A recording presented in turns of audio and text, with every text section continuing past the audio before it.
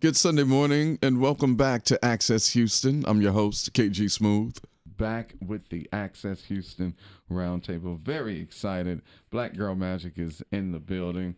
She is the Senior Project Manager in Houston for the Houston Recovery Efforts. Please give it up, my friend, Sam Blair. Sam Blair on the air. How you doing, darling? I'm great. And you? I'm doing well. All right. You. She's a representative for the representative of Houston Young Republicans, first timer to the program, Fairaless Carrier. Hello, Welcome. How are you? I'm good. How are you? I'm great, thank you. And she is the Houston City Councilwoman at Large, number 4, the lovely and always vivacious Amanda Edwards. How are you? I'm wonderful. How are you? I'm doing well. Good to see you. Guys, thanks for being on this morning. Got some things to talk about. First, let's talk about Prop B. This Prop B fight, with this firefighters, it hasn't been looking pretty. So let's see what is next. What is next? I mean, we've had protests, we had votes, we had protests. What is the word? Yeah, I mean, I guess since everyone is staring at me in the room, I think that means it's a question I'm supposed to answer, and for obvious reasons. So for those that are not super familiar with the issue, Proposition B was passed in November of 2018 by the voters and said that basically the firefighters were to be paid on parity with police officers. So there have actually been a couple of lawsuits filed since the actual measure passed, or in connection with the measure. Let me say that one of which was saying, well, were the firefighters at liberty to actually take this measure to the voters without going through what they call the collective bargaining process under state law? Mm-hmm. So state law governs how police, how municipal workers, how firefighters, how they have to go about getting pay raises in their contracts and negotiating their contracts. Well, in this instance, the firefighters got the petition signed and then took it to the voters for their pay increase. And so the lawsuit at issue says, hey, wait a minute, aren't you supposed to follow just the state law collective bargaining rules? And so that's in litigation now. However, the court has said even though it's still in litigation, the court has said the city needs to pay the money. And so we haven't resolved the legal dispute, but the judge has said, you need to go forward and pay the money. Well, of course, at the City of Houston, we cannot print money, and we already have a pretty substantial deficit. So we're looking at somewhere close to the ballpark of almost $200 million in a deficit if you combine the costs of paying the pay parity measures if you started at January 1, 2019, with the deficit we would have already been running.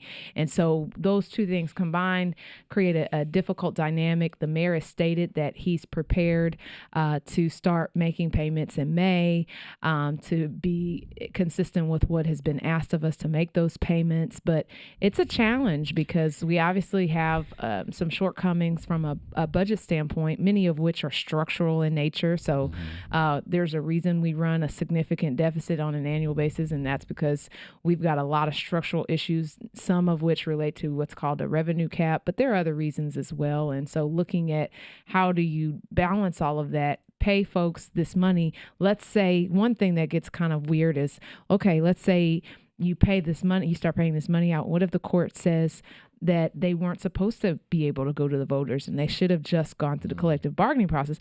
Well, how are you going to get that money back?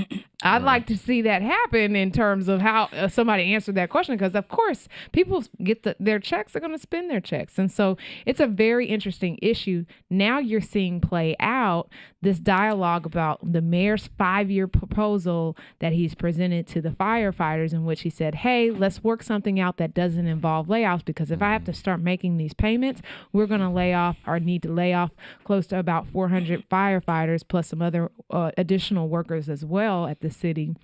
in order to be able to pay it. And then they're saying, well, we don't agree to the 5-year plan. I believe they've proffered a 3-year plan. And so we're at an impasse, haven't reached an agreement, lots of media attention on it. We just voted down the garbage fee that was proposed by one of the council members to try to pay that. And so it's right now a little bit of a mess.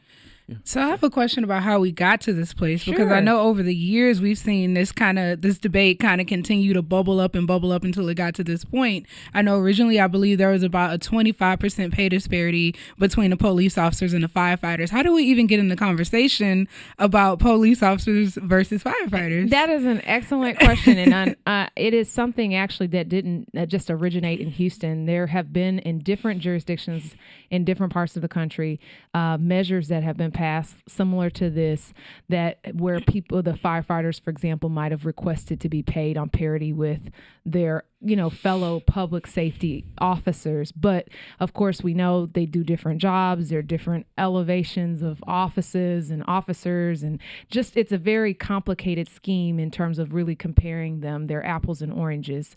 So one has a 24-hour shift and has full days off. The other is more a traditional time frame. And really, the truth be told, we shouldn't be saying we like our firefighters more than our police, or our police more than our firefighters. We respect the work that they do. Yeah, that's been the narrative. Yeah. That's not at all the case. The firefighters deserve a raise. The question is, what is a raise that the city can afford? And that should be the guiding conversation, is what is something that we can afford that's consistent with the firefighter market. We are underpaying our firefighters. So I will not suggest that they don't deserve a raise, because that would be false. Right. They do. The question is, how do we get to a point where we're not laying people off? Now, of course, you get into politics, because you'll have one side that says that the mayor is laying them off because he's trying to be punitive. And then you have others that say, you passed a measure that didn't have a funding source, so that would be a logical course of action. And so certainly it's definitely not for the faint of heart, and it has left a lot of the community divided. And I'd like to see us unify around some type of compromise that they can agree with and present to the court system, just to make sure, because again, you still have that measure out in that was passed. Proposition B was passed in November. Somebody can come back and say, well, what about implementing that immediately? So it has to be something that ties to the courts and the litigation. And I will say, as a member of the Harris County Republican Party on the executive committee, we passed a resolution in February, although the party did not want to take an official position on Prop B. But now that it has passed, the Harris County Republican Party's resolution states to implement the proposition, it is the will of the people. It was passed by the people, so it should be implemented. However, we do have these challenges with, the legal challenges, the fiscal challenges.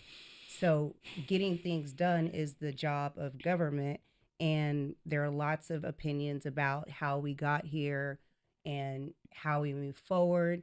But it's my understanding that the firefighters, before Sylvester Turner was elected, their union helped Sylvester Turner get elected. And one of the deals that was made between the Turner team and the firefighters union was, Mayor, we won't ask for raises as long as you don't take our pensions.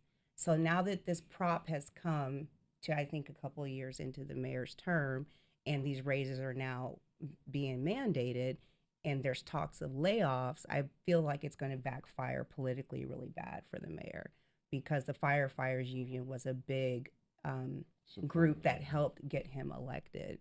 So I don't know strategically how the city is going to implement it, but I know that the Harris County Republican Party's position now is make it happen. It was voted on. It's the will of the people. Get it done. So. All right. Let's move on to this ITC Deer Park chemical fire. Okay. Because it just amazes me that this place has been cited with like 7 violations before this last one. And we were told that this was going to be gone in 2 days. It ended up being 4 days. I have learned not to initially trust any initial report that ever comes out. Let me wait a little while longer to get some more information. But my biggest issue, first of all, it was scary to look up in the sky and to think that, wait, it didn't say it's going to rain today, because I didn't know what was going on. I had just got back in town. And I see this, and then on Monday, I'm like, wait a minute, what is this? And then I see, what it is on Twitter. And then even so the next day, I guess because it made national news, my mother called me like, are you all right? Can you breathe? You got an inhaler? Like, all of this. And I'm like, no, mommy, I'm all right. But it was bad for those folks down there. And it could have been bad for us if it would have had rain. Here was my biggest thing. I thought that this was, it was so bad that it was hilarious that I even had to laugh. So I'm seeing a news report, for the folks down there in Deer Park, if you all the way down to Pasadena, if you come in contact with the chemical, if you see it on your car, it's on your trash or trash can, and you try to wipe it off, protect yourself, put on gloves, make sure you have a jacket on. But it's okay to breathe this mess. It sounded like The Happening when they were doing it on the news. It was just like, all of these things are happening. Thousands of people are going to the hospital. Like, if you're living on the other side of Houston and you're watching it, from where I am, I can still see the cloud right around the 610 area. Yeah. But it very much was like, everybody needs to shelter in place. Kids can't go to school. And I'm just like, man, those people. And the memes were even worse, because then you see, this is what your kid's going to look like in 5 years. And I'm right. Oh my God. And now there's this lawsuit out against the ITC. So how is that going? Well, how is that going? I mean, how do you put a cost on whatever the value of how these lives are going to be affected by the ITC fire and chemical leak? How do you put a cost on that? You can't. I mean, do you just bankrupt the company, close it down, and say this is all we could get from it? Or what? Yeah, that is a good question. Like, what can happen to them? Can they get?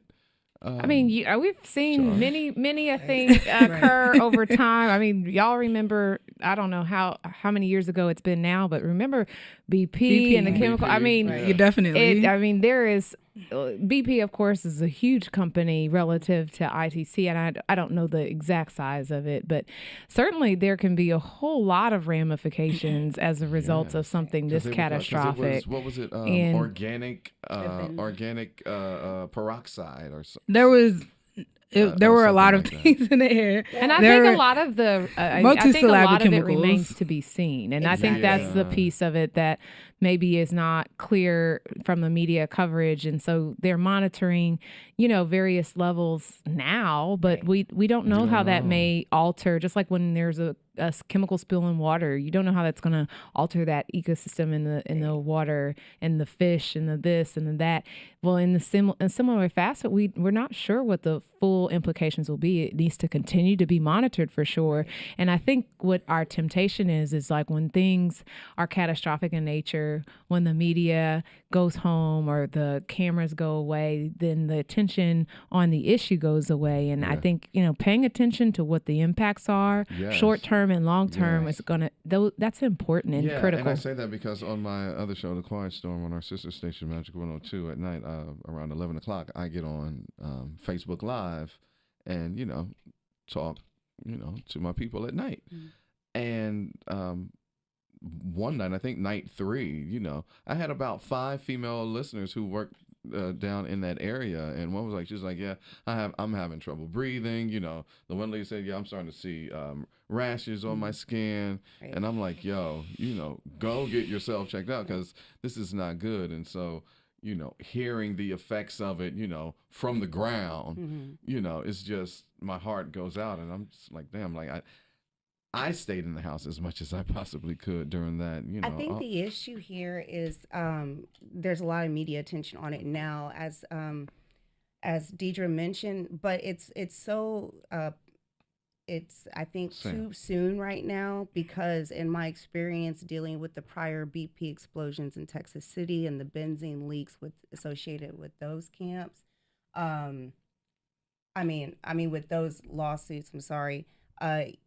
you have to have an injury before you have a case. So unless these individuals have a documented injury, what are they going to sue on? Well, I mean, the thousands of people who are being hospitalized right now as a result of knowingly dangerous chemicals being released in the air.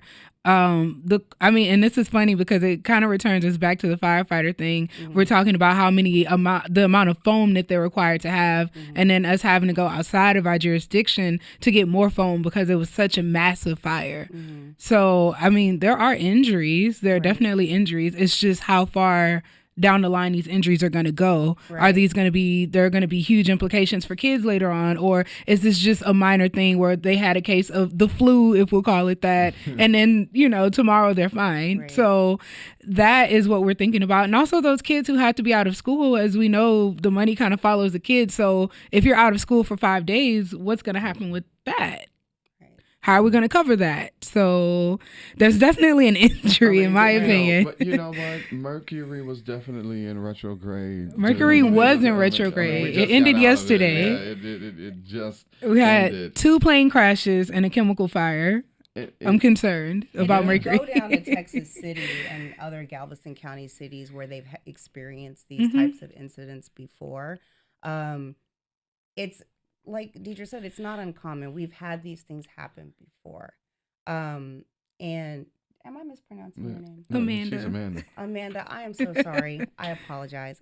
Like Amanda has said before, we've had these incidents happen. And I think the fact that it's happened this time so close to the Houston city limits, more people are realizing when these plants explode, bad things happen. But the people in Galveston County, Texas City, those incidents have been happening so many times. I mean, but it kind of almost sounds like the same argument they have for saying that global warming doesn't exist. Oh, this is kind of what we've always been doing. Doesn't mean it's not happening. Right. It doesn't mean it's not important. Like, it's still. Of course. And I want to know how it's going to affect crawfish season, but outside of that. Speaking of which, Councilwoman Edwards, I do want to ask, how is the Harvey Home Program going? We finally got the federal money. You were on the program. We were trying to get the word out. How has that been going? We are still in the midst of trying to get homeowners and residents to sign up for the program. We have a 2-step process, so it's kind of like the Texas 2-step, even though I don't know how to do it. But you sign up for the survey first. Reason being, they want to assess whether you fall in a high priority or not, meaning like if you're vulnerable, if you're from a vulnerable population, low socioeconomic status, or you have disability, just a variety of factors that would elevate why you would need to be prioritized. And then you're invited to apply. So survey first, and then application second. We have been doing canvassings. My office has actually been out in Northeast Houston, where there were a lot of seniors that are located, a lot of lower income seniors as well, located in that area, and going door to door and making sure residents know this is how you sign up. And for those who are listening, I will share, you sign up at recovery.houstontx.gov. And so you go to that website, you can sign up there, you can call the hotline 832-393-0550, or you can go to one of the 4 sites that they actually have physical locations where people can get help. The reason why this is so important, there are so many different programs. We have $1.3 billion that just arrived in January. Yeah. January 2019, nearly 18 months after the storm, but nevertheless, it's here. First of all, I still can't believe a year and a half later. I know, and that's what makes this a little more challenging, right? Because people are not expecting the money. So they're not expecting anybody to come to their house and tell them, oh, by the way, we now have $1.3 billion to spend on Harvey relief. Right. But to your point, I mean, some of that, you can actually get reimbursed. And now, which is new, now they have lifted the requirement for you to even have to produce receipts. We used to have to, that was a barrier. People are like, I don't have those receipts anymore. That was a year and a half ago. And now the requirement for receipts, of course, if you have them, that's great. Feel free to present it. But but that's no longer an obstacle for people to apply. If you've spent money in concert with Harvey damage, you may be eligible. And what happens is you apply on the survey. Survey's really quick, takes 5 minutes. I've signed up numerous residents. You go online, the recovery.houstontx.gov. You sign up. It asks questions like, what kind of damage. It asks those kinds of just very preliminary type questions. And then you get invited to apply for the actual program. Somebody will actually assist you if you need assistance in explaining what you might be eligible for. So it might be reimbursements. It might be home repair. You may need the city to assist. Maybe you have your own contractor. It's a variety of things and you might need a full home reconstruction. I mean, they have a litany of services that, of course, we would have died to have this stuff available immediately after storm. But as this all comes to head, it just reminds us that a lot of our programs and services and things that happen when there's a catastrophe are not designed for the end user, with all of the various pieces of, red tape that people have to go through in order for that money to become available. So that's actually a significant challenge, is getting people aware, making sure that they know that there are resources, and we got to spend the money. So now we have them, have the resources. We got to make sure the residents know it's for them and it's to be used. Yeah. So go to recovery.houstontx.gov. Go ahead. I literally got a chance to just do the process for my mom. I saw that it had passed, and then immediately the commercials started rolling out. And I can say honestly, you guys, it is less than a 15-minute process. Go and do it. It's worth it. When do they call? What is the timeline? Yeah, so it varies. So you put your application in, and somebody's supposed to reach out to you, but they're prioritizing. So some people have already gotten calls. Some people not on the highest priority level. They're okay. Some people who have a lot of challenges, they're going to try to rush those calls through. They're going to try to rush that process through. And so we'll see that happening this spring for sure. I mean, it's a period of weeks that they're trying to, use, but it may vary a little bit as they work out some of the kinks of the process. Indeed. And before we get out of here, we only got 2 minutes left. I do. Wow, that went quick. I went by so fast. It really does. So I went to the Super Bowl in Atlanta, and I was there too. Of course, it was great. They took the same exact model that we had here in Houston for Super Bowl 51 down there. I guess the NFL. You see me shaking my head about setting the model here. Yeah, we did that for the NFL, and so I'm down there. My brothers, they had went somewhere earlier Friday. I was left behind, so I caught the train. I met them up. I was like, yo, send me your location. I was going to walk to where they were. And then I saw these scooters, and I was like, oh, what is this? A bird. And then I go ahead, I download the app. I go, and I zip my way, and bow, I'm there. I'm in Austin for South by Southwest. I see them. I hear that they're in Dallas. I've seen them in Austin. I even saw them in Galveston. And I was like, wait a minute. Why doesn't Houston have them? So, Councilwoman Edwards, why doesn't Houston have the Lime Lift bird scooters yet? Well, they certainly have an interest in coming to Houston. We haven't regulated in a way that says they can't come, but I think one of the things that happened a couple years ago now was the dockless bike share program was interested in coming to Houston, and a lot of communities had a lot of pushback because what dockless bike share means that they don't have a docking station. So what happens when you get off of a bike? You leave it where you got off. And so that became a big concern for residents here about them bringing that program. It's different companies, but certainly the approach that they are taking now is to learn from that example and say, you know what, we're going to educate and let people know about this program first before we just start launching. And so I think we're in a space, it's not a yes, it's not a no. Okay. They're kind of in in their process of figuring out how to introduce themselves to Houston and see if the community wants it. But maybe the community says, I'm voting yes. Say no. Can we, okay. I know. I have a question. But just as many people who are excited about them. Then they'll get the calls like, one of them clipped my heel, or and so but not to say you can't. We want multimodal transit options in Houston, and that includes that first and last mile. How do you get from your doorstep to the bus? How do you get from your doorstep to your final destination? How do you get to or from your office to the restaurant or some of those pieces? This could be an answer, but you want to make sure it's safe and of course that it's welcome. No doubt. That's kind of the balance that you take. Well, I'm waiting on that. I'm proposing that we tax them. I'm proposing that we tax them so we can do the Prop B thing when it happens. I want my collaborator credit. I would have to vote against that. Oh my God. Sam Blair, Fairaless Carrier, and Councilwoman Amanda Edwards. Thank you all for being on. So good to see you. We're gonna have to do this again. Yes. Yeah, we ran out of time. I know, so fast. It goes by fast. But you guys will be back, yeah? Yeah, yes. Of course. Of course. Yes. So thank you, ladies. Thank you. Thank you. And thank you for listening to Access Houston.